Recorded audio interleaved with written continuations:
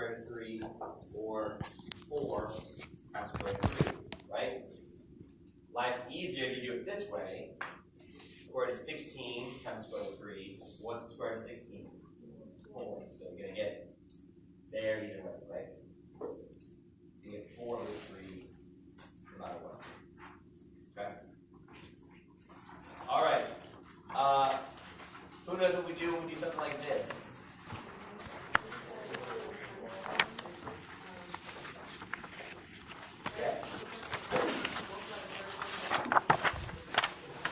Yeah, what do we call it? You just said it, you just spelled it out, right? You gotta do it first, and outside, and inside, and last. Yeah. You call it foil. Did anybody that went to school somewhere else, you guys call it anything else, or you guys call it foil as well?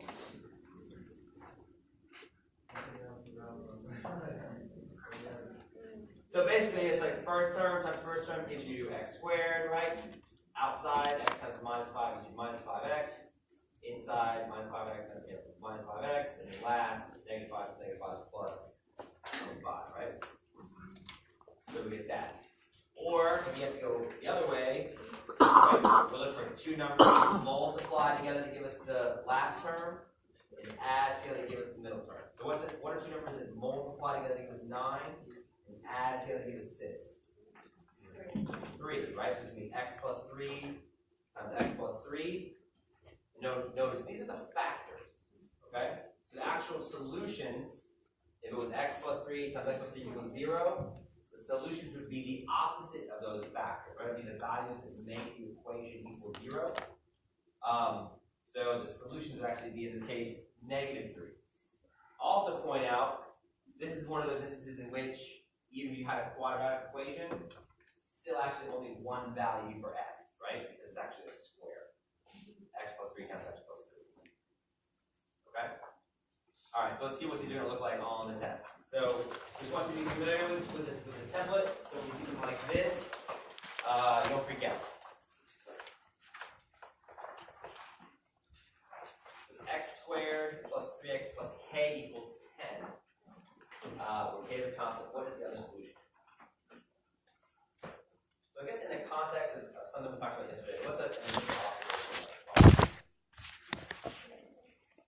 What? Love it. 2 variables, right? How many equations? So what does it tell us?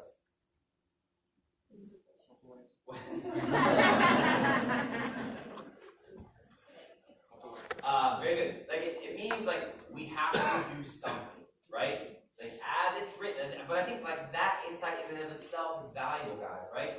Because so many people that are kind of like less prepared, they just see probably I'm just gonna start doing some math, watch out. And they're not doing it tactically, they're not doing it strategically. So we know, because we see 2 variables in this equation, we can't just start doing that. We've got to do something. We need some help. Where does the help come from up here?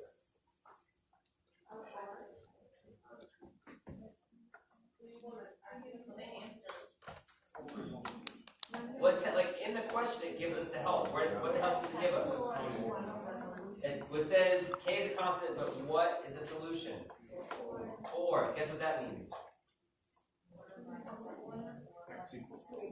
It means we can plug in, right? 4 for x, correct? Okay. Like that's what that means, right? If 4 is one solution of the equation, right? We recognize this as a trinomial, which means it's got those 2 factors, which means it's got those 2 solutions. So it's telling us 4 is one of the solutions, okay? Which means you plug in 4 here, 4 squared times 4 is 10. So now, so we can, you guys that were saying isolate k, we're correct, but we have to isolate k in terms of just a number, right? It's not going to do us good to isolate k with a bunch of x's. So, right. So we're going to get k equals, bless you, negative 18.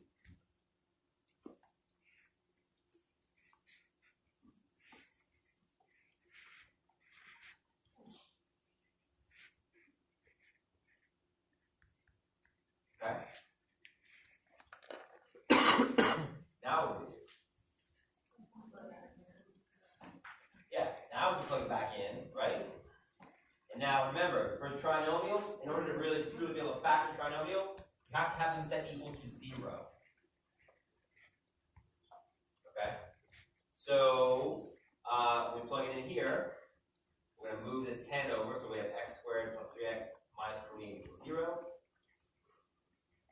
So now, we need to factor it. But if we already know that 4 is a solution, what that tells us actually is that, remember, the factors are the opposites of the solution. So 4 is one solution. What do we know is one factor? X minus 4. So basically, we're basically looking to factor something like this. You have for two numbers, remember that multiply together to give you negative 28, and add together to give you 3. So what two numbers multiply together to give you negative 28 and add together to give you 3? Good, right? Positive 7 minus 4. So our factor is going to look like that. And if we already knew 4 was one solution, what's our other solution going to be? The opposite of this would be negative 7.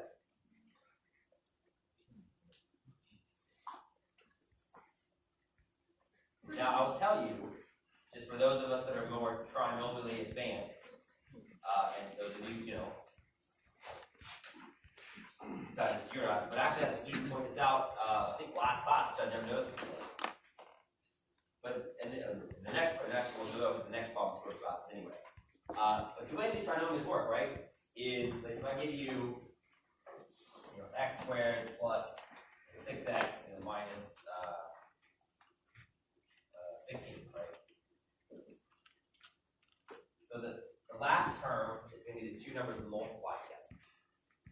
The middle term is going to be the two numbers added together. Okay? So actually, an even cooler hack or shortcut on the problem, since we know 4 is a solution, right? Then we know one of the factors has to be x minus 4. Okay? Which means, it's like while we don't know what k is, notice k impacts that last term. So we don't know what minus 4 times whatever is going to equal, because we don't know what's equal. But we do know the middle term has to be 3x. And since we know that the factor, right, x minus 4 has to go with something else, so the negative 4 has to add up to something to equal 3x. So negative 4x plus what has to equal 3x? Plus positive 7, right? So it actually is possible to look at this and say, all right, well, the other factor is going to be positive 7, which means the other solution has to be negative 7. So that would be another way of doing it, which, to be honest with you, I've taught this problem for years, and I never thought about that, right? Yeah, so like, the last term is what happens when you multiply the factors together. The middle term is what you get when you add them together. So up there, right, we don't know what the last term is going to be because we don't know what k is, okay? But we know what the middle term has to be 3x. And since we know 4 is a solution, which means we know x minus 4 has to be one of the factors, we know this middle term is going to come from negative 4x plus something has to equal 3x. So that something has to be positive 7x. And so we know that x plus 7 has to be one of the factors, which means minus 7x. So just, I don't want to confuse anybody, like don't worry about it, that's like way past you. I'm just pointing out again, it's another observation you have. But being aware of how the parts interact in a trinomial is something that shows up on the GMAT. And it's something that, in fact, is essential to us getting this problem correct. Right? So once again, here's just a basic kind of triangle or trinomial template. Okay? X squared plus bx plus c equals 0. And it's telling us what the roots of the trinomial are, right? It's saying R and S are the roots or the solutions, right, to this thing. Now, it's asking is R times S less than 0? So let's just translate this correctly. What does it mean? First off, what does less than 0 mean? We talked about this yesterday. Less than 0 is negative. What does it mean for two numbers? What would have to be true for two numbers that multiply together and be negative? And exactly one of them has to be negative. Exactly one of them has to be positive. Very good, guys.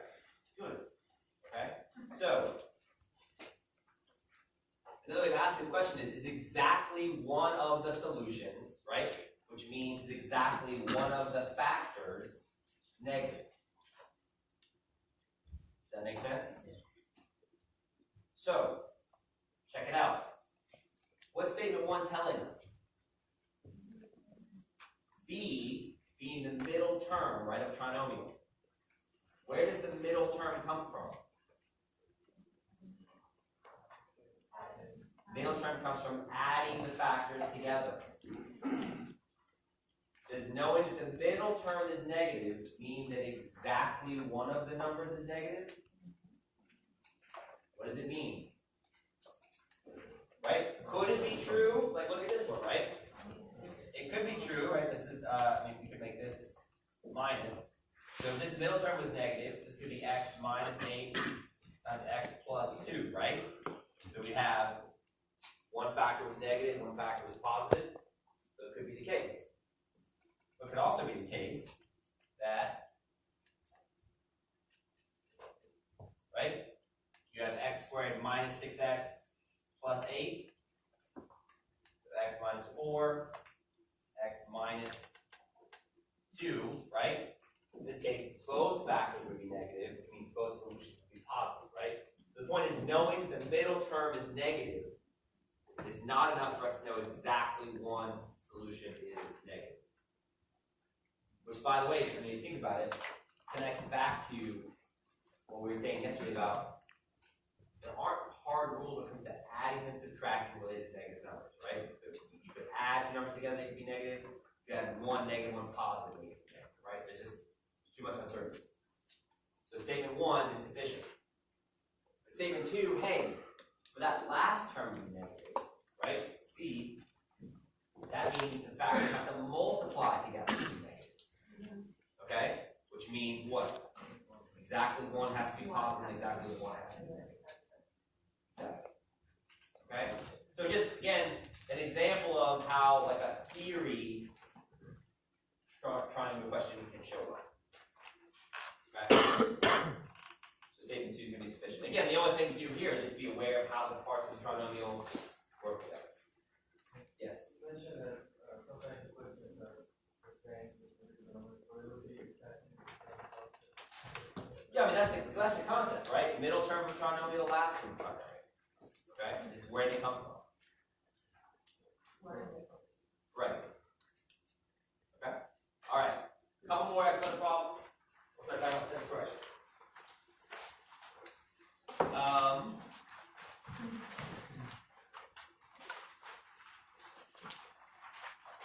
Alright, you guys take 60 seconds to try this one on your own. We'll talk about it. Be careful.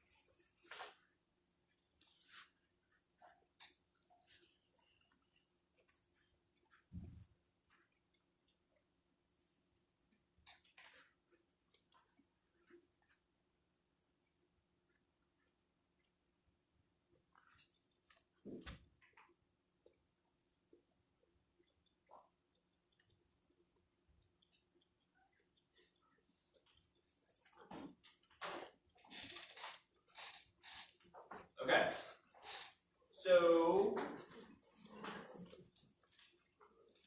I'm, because I'm a hurricane refugee, I'm traveling with a significant amount of cash this weekend. So I'm willing to wager a decent amount of that significant amount of cash that half of you got this one wrong, and it's because of a thing. But I hope that all of you have selected at least one of two answer choices, right? Which two answer choices should you definitely be deciding between? Good. Why? Why B and E? Because what definitely has to be the greatest value? A squared. Why does A squared have to be the greatest value? Good, right? So let's get there, okay? So negative 0.3 times negative 0.3 is the only positive we will encounter. So that's got to be the greatest. Okay. So then the question becomes, right? What's bigger? Negative 0.3 or negative 0.3 to the third? That's why I'm telling you. That's why I'm putting them on my cash, guys. Yeah, so listen. So we know negative 0.3 times negative 0.3 is positive 0.09, right? So positive 0.09 goes here, right? Or, wherever. Put it here. And then we have to multiply that times negative 0.3. Now remember the rule when you multiply numbers, right? However many numbers to the right of the decimal you have to have that many numbers to the right of the decimal in your ultimate answer. So 1, 2, 3. So 3 times 9 would be 27. But we have to have a third zero, so 0. So the answer is going to be negative 0.027. Okay? Where's negative 0.027 going to go? Closer to 0, right? Negative 0.027. So 1, 2, 3. And so why did that happen? Negative 0.3 is less than 1. As we multiply numbers by numbers that are less than 1, those numbers get smaller. What does smaller mean to us? Closer to 0. For negative numbers that are less than 1, it means those numbers get less negative, right, by getting closer to 0. So that's why I say it's tricky. That's why it ends up being yes, ma'am. When you multiply numbers by numbers that are less than 1, they get smaller. Smaller means closer to 0. Okay? Negative numbers that are less than 1, getting closer to 0 means getting less negative.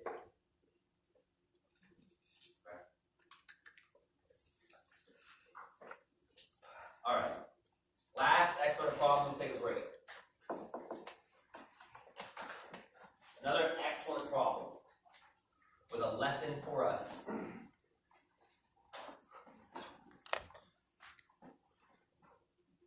What do we think about this problem here, just the way it looks?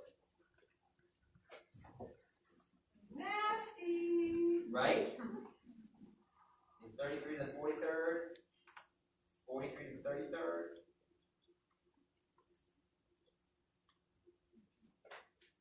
Let's just guess. What's our only saving grace on this thing, right? Like, what's the only thing that gives a little bit of hope that, maybe it's not going to be as bad as we were worried about it?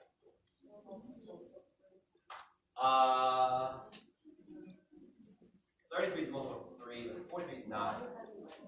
What's it actually asking us to find? The units digits. What does that mean? The ones digit. I should have told you we should have done this yesterday, but you guys kind of got so many free drinks at the bar last night when I played this game. So, Chad, give me a 4-digit number. Don't say 11. 1,100? Okay. And then Juan, give me that 4-digit number. Give me a 4-digit number. 4. Okay. Neither one of you guys are super creative today. So, 1,100 and 1, 2, 3, 4. What's the units digit when you multiply those together? 0. Okay. Let's do it again. Daphne, give me a 4-digit number.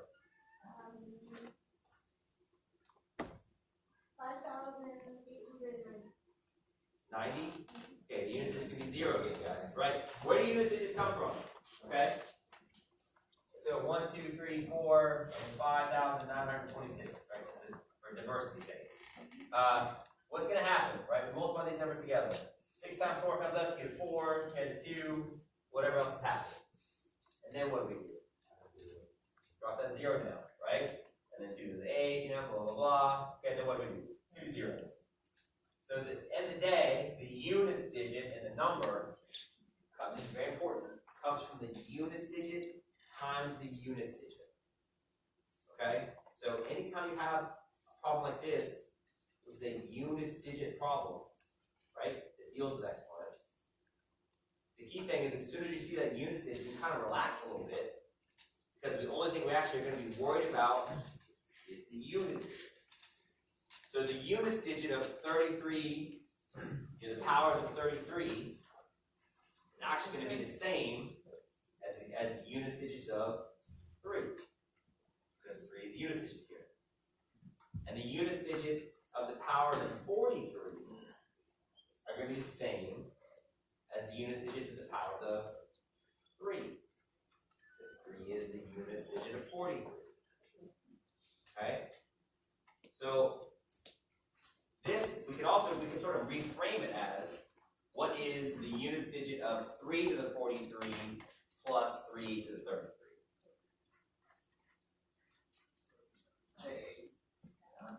Are we just going to, hang on, I don't think we're making progress. I don't think we're at the shout out numbers stage yet. So, okay? So, like, do we see that? Like, the units digits of, so basically we're going to rewrite it as the units digit of 3 to the 33rd, right? Or the 43rd, rather, plus 3 to the 33rd. Okay? So what are the units digits of the powers of 3? What's the units digit of 3 to the 33rd? 9. Hell, I don't know. You know? How can we figure it out? How do we figure out anything when we have, how do we figure out what the 25th digit of 6 divided by 11 was?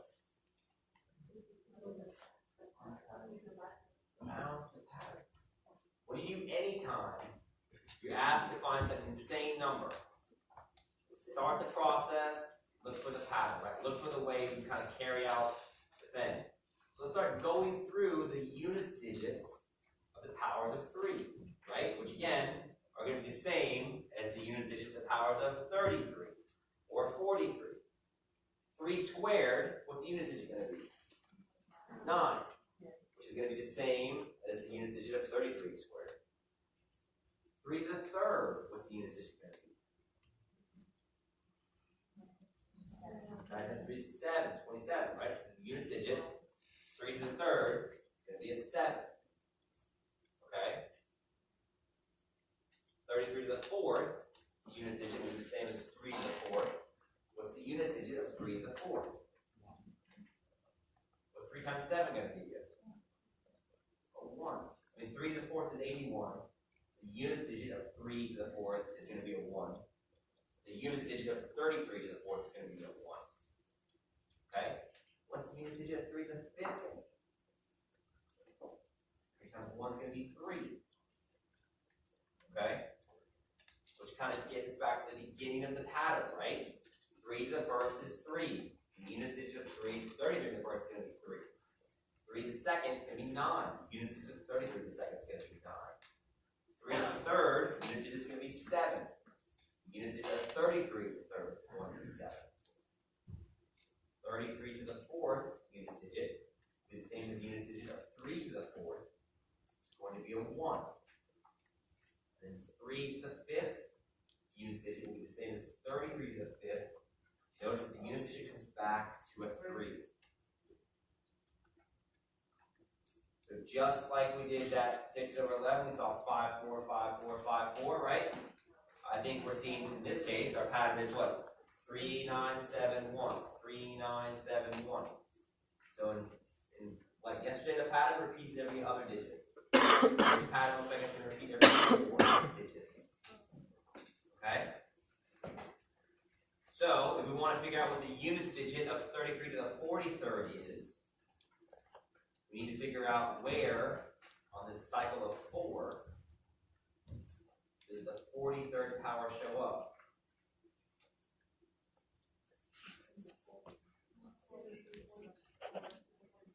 You can, and then see whatever the remainder is, right? I mean, we count by 4 basically, like, you know, so 4, 8, 12, 16, we count all the way up to 40. And 41 would be the same, you know, 41 would be the same as 33 to the 1st. 42 will be the same as 33 squared. 43 will be the same as 33 squared. 33 third rather. So 41, 42, 43. So the units digit of 33 to the 43rd would be a 7.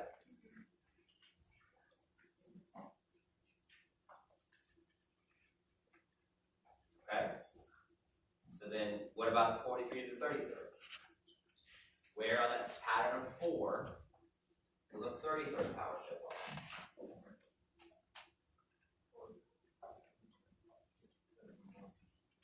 Why is it going to, it's going to be right? So 4, 8, 12, 16, 32, 33.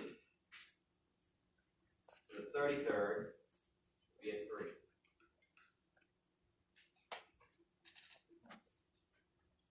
So then what's the units digit of 33 to the 43rd plus 43 to the 33rd?